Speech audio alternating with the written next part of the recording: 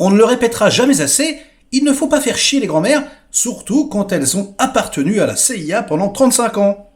Conseil d'amis.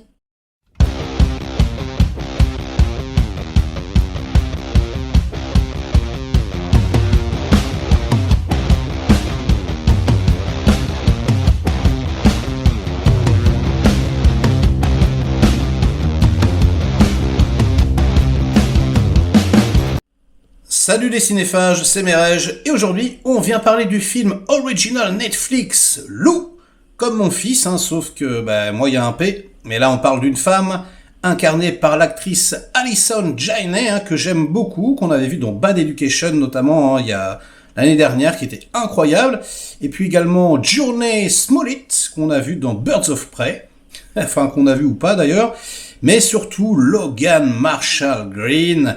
Ah là là, le clone de Tom Hardy, sauf que lui, il prend des douches, il est un petit peu moins, on va dire, costaud, et surtout, il a fait beaucoup moins de films, mais des films intéressants, comme par exemple The Invitation, ou Prometheus, ou dernièrement Upgrade, que j'avais adoré, très très bonne série B, et c'est réalisé par Anna Forrester. Alors vous ne la connaissez pas, c'est normal, elle n'a absolument rien fait, hormis des épisodes de séries télé, Et c'est pareil, les scénaristes, ils ont fait que des séries télé, il y a que le chef-op, qui est un Anglais, qui a fait la photographie, par exemple, d'un film que j'aime beaucoup, Des points contre les murs.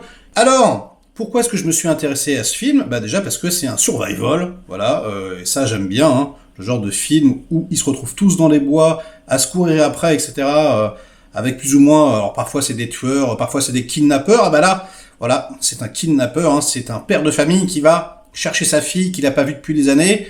Voilà, parce que sa nana, elle s'est planquée dans les bois, justement, et donc il va la récupérer, et la mère, elle est en panique, donc elle court après, mais elle se fait aider par Lou, qui est en gros une sorte de grand-mère, qui lui loue, en fait, justement, Lou, je l'ai même pas fait exprès, c'est comme ça, les jeux de mots, ça sort tout seul, donc qui lui loue une petite baraque, donc elle et sa fille, et qui, du coup, se révèle avoir une identité secrète. Tiens, qu'est-ce que c'est que ça ? En fait, elle est en mode Liam Neeson, en mode Tekken. Elle a travaillé pour la CIA, et du coup, elle sait tout faire. Elle sait faire exploser des baraques, elle sait pister des animaux, et donc pister des êtres humains. Elle sait déboîter des mâchoires, se remettre les membres si eux sont déboîtés. Bon, je sais, ça fait beaucoup de choses déboîter, mais c'est pas grave, Et puis elle tire au fusil, elle bute des cerfs, Elle sait même se battre au corps à corps, prendre des boîtes de conserve et trancher des carotides. Enfin bref, comme j'ai envie de vous dire avec bon nombre de grand-mères, faut pas les faire chier, d'accord. Et donc elle est assez badass, une grand-mère badass qui casse des clavicules.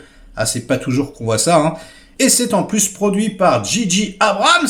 Tiens, il fait encore des films après le four de Star Wars, lui. Eh bien oui, mais il les réalise plus, juste il les produit. Il faut qu'il se remette un petit peu là, parce que c'est vrai que c'était un peu trop pour ses épaules. Et du coup, je me jette dessus, évidemment. Parce que je me dis que ça va me plaire. Alors, je vous ai raconté un petit peu l'histoire, Il y a la mère et la fille qui vivent un peu tranquilles, t'as le père qui débarque, il est un petit peu vénère, il fout des explosifs dans des bagnoles, etc. Il se barre au plein milieu de la nuit alors qu'il pleut à verse, avec la gamine sur son dos, allez, je vais dire ça comme ça. Et du coup, il se retrouve avec Lou et la maman au fion, et il doit se défendre. Et elles doivent essayer de le pister, voilà.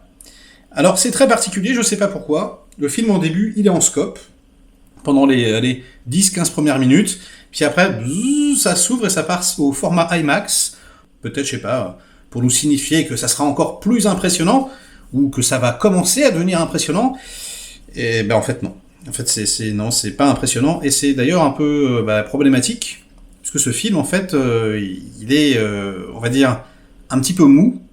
C'est-à-dire, comme je vous le disais, c'est plutôt bien photographié, il pleut, etc.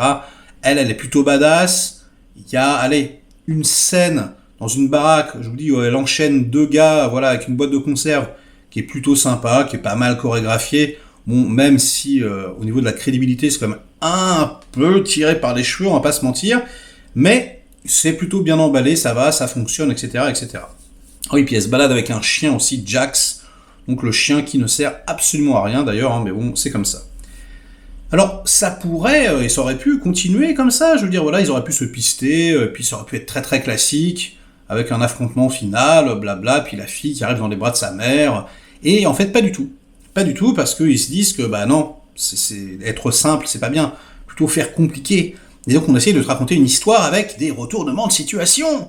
Ah là là, et les retournements de situation, ils sont tout pécaf, tout pourris, c'est hallucinant, franchement. Alors plus capillotracté que ça, tu peux pas faire, hein, c'est abusé. Du coup, bah, allez, on va dire que quasiment tous les persos ont des doubles identités. C'est génial, j'adore. Et donc c'est n'importe quoi. Et je sais pas pourquoi, hein, théâtralement, peut-être que c'est intéressant dans la tête des scénaristes.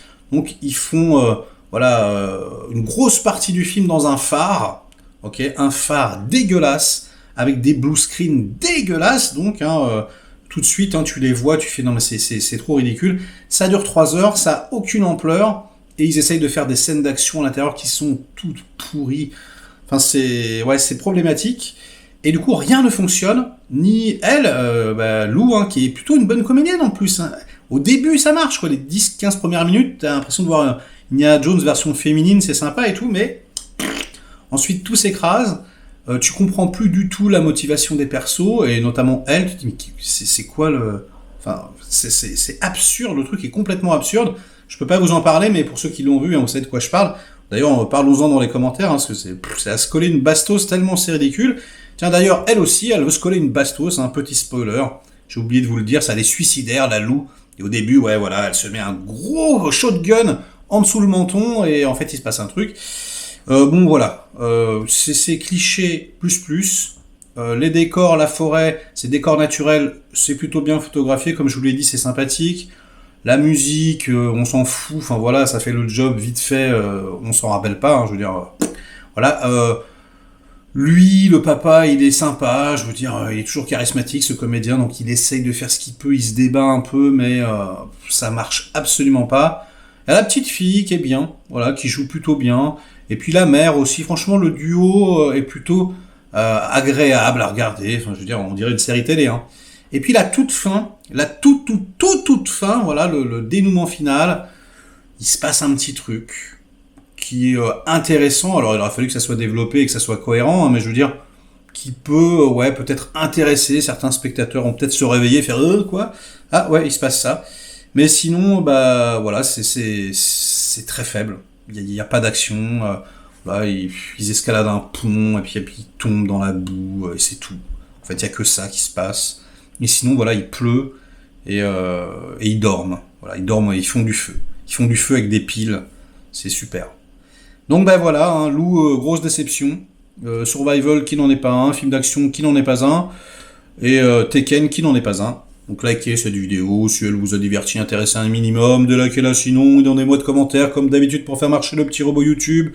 C'est dur à dire tout ça sans prendre d'inspiration, hein. Et nous, on se retrouve très vite pour de prochaines aventures et de meilleurs films. Ciao.